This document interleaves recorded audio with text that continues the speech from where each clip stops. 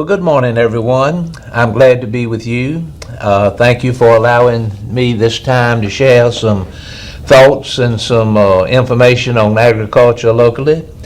There's a gentleman in Wilson, North Carolina named Drew Wilson, and he works for the Wilson Times. He's a great reporter, and recently he covered an event in Wilson whereby a delegation from Vietnam and some other foreign countries came to investigate U.S. grown tobacco and to consider purchasing some to be exported back to their countries.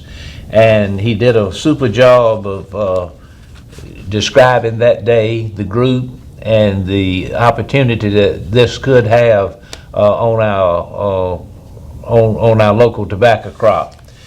Vietnamese tobacco industry workers leaned down to smell the aroma of flue-cured tobacco on the floor at American Tobacco Exchange in Wilson recently. "I think U.S. tobacco is very good," said Ho Chi Bio of Saigon Tobacco Company. He was one of 23 people from 11 countries participating in the USA Training and Study Mission organized by Tobacco Associates. Tobacco Associates is a promoter of flue-cured tobacco for the U.S. that seeks to promote the sale of it all around the world. The group was fortunate to see a warehouse filled with bales of golden leaf and buyers eager to purchase it. "We have been having really good volumes on the auction sale this year and really good competitive prices," said Tommy Faulkner of American Tobacco Exchange. Top prices recently were as high as $2.50 and $2.55 per pound, which was competitive with the contract stations that the major companies were operating. The auction market has been in the past kind of a secondary market, which had a really good place in the industry for the needs of the growers, but this year we have been competitive with everybody else on prices, Tommy Faulkner explained. Due to the global shortage on flue-cured tobacco and the shortness of the crop this year, the shortness being in reference to the weather conditions and circumstances that have caused it to be less than a heavy big crop. It has created an extremely competitive market on the auction sale as we speak. Although the shortage is bad for the growers because of weather conditions, it will keep the demand for flue-cured tobacco going forward in the future for U.S. flue-cured. It will keep it strong. In this article, which was written a couple of weeks ago, I am quoted, and so I'm not trying to promote myself, but the next few paragraphs have to do with some comments I gave the writer of the article.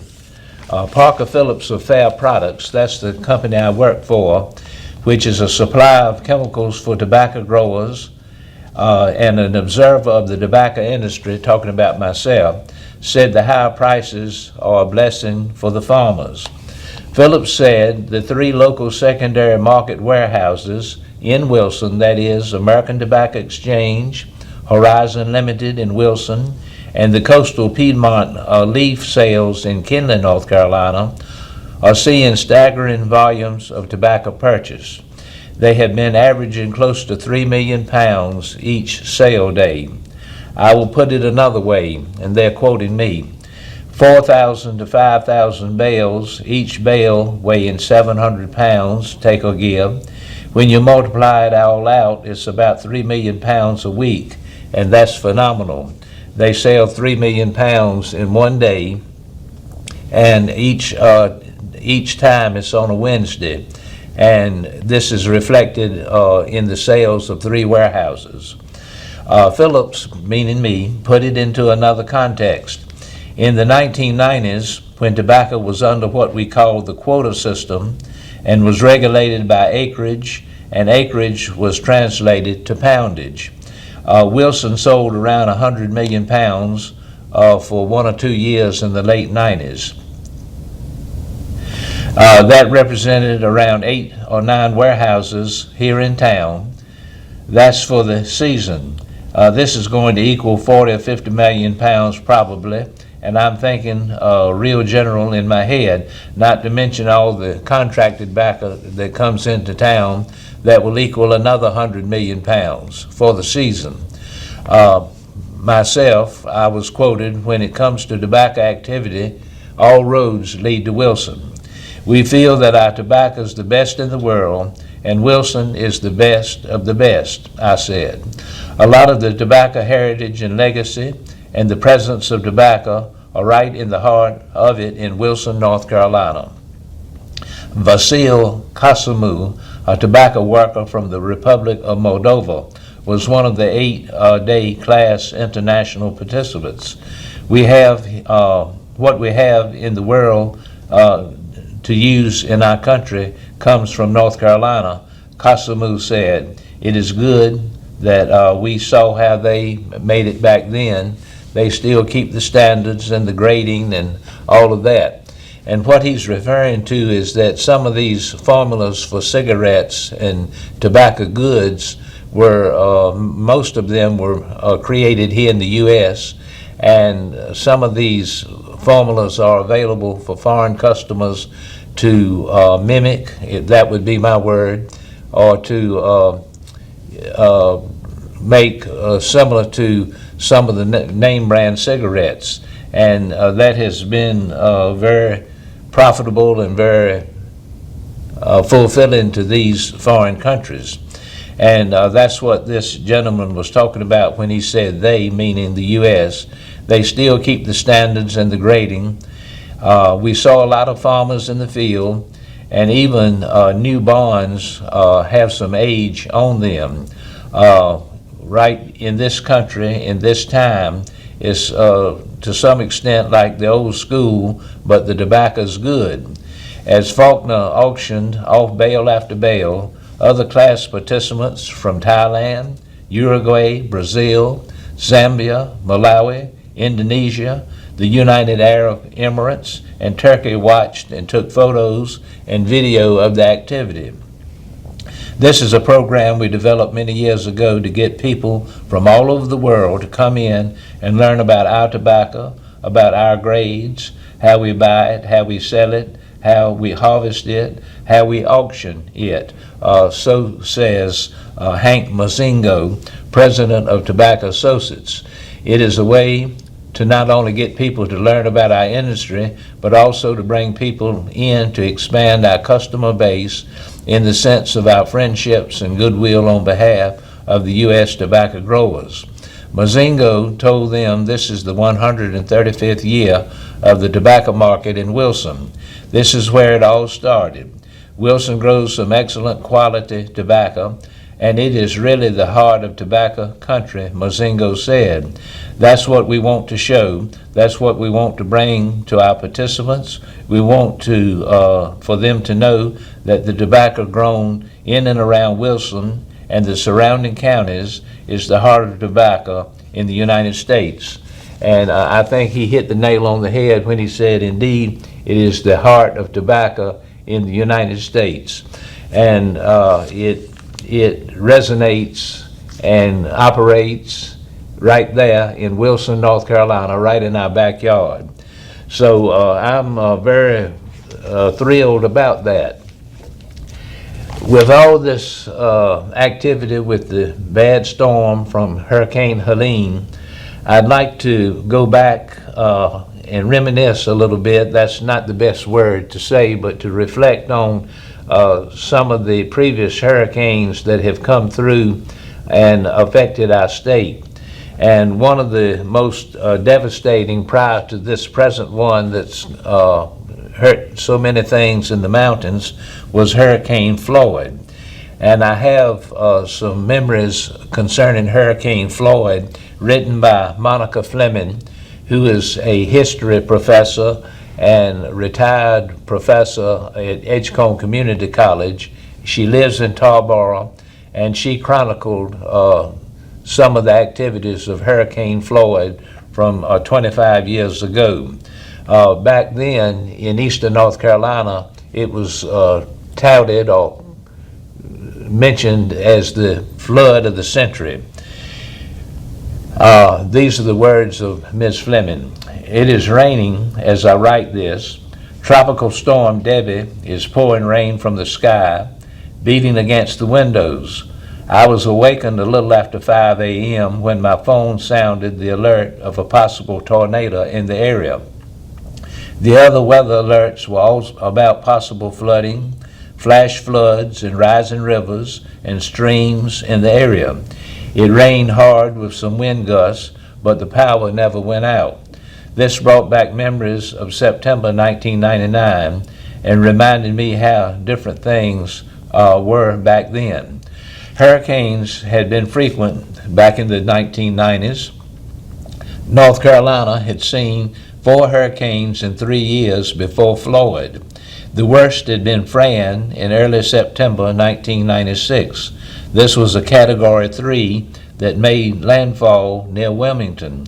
It went through the center of the state, leaving lots of wind damage in the state and killing 24 people. Dennis arrived in late August of 1999, went to sea, and came back dumping almost a foot of rain into the eastern half of the state. It was mainly a tropical storm by its second pass on the coast around September 1, and it rained for days. I don't remember losing power, although the coastal areas had storm surge and serious property damage. That faded 2 weeks later when Floyd arrived. Floyd reached Category 4 strength as it crossed the Atlantic.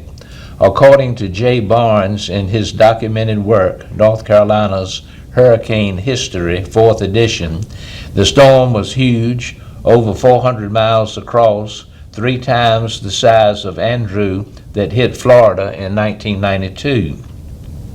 Weather Service and local TV stations all warned of potential damage from this massive storm.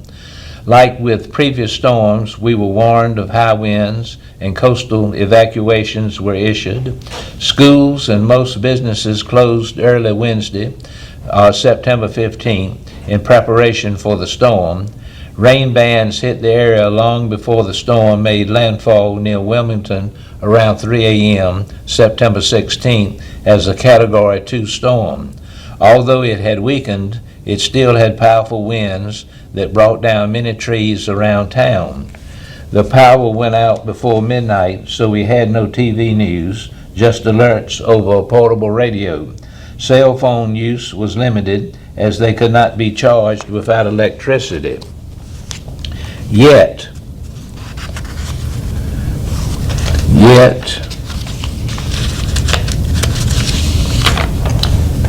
we had a landline.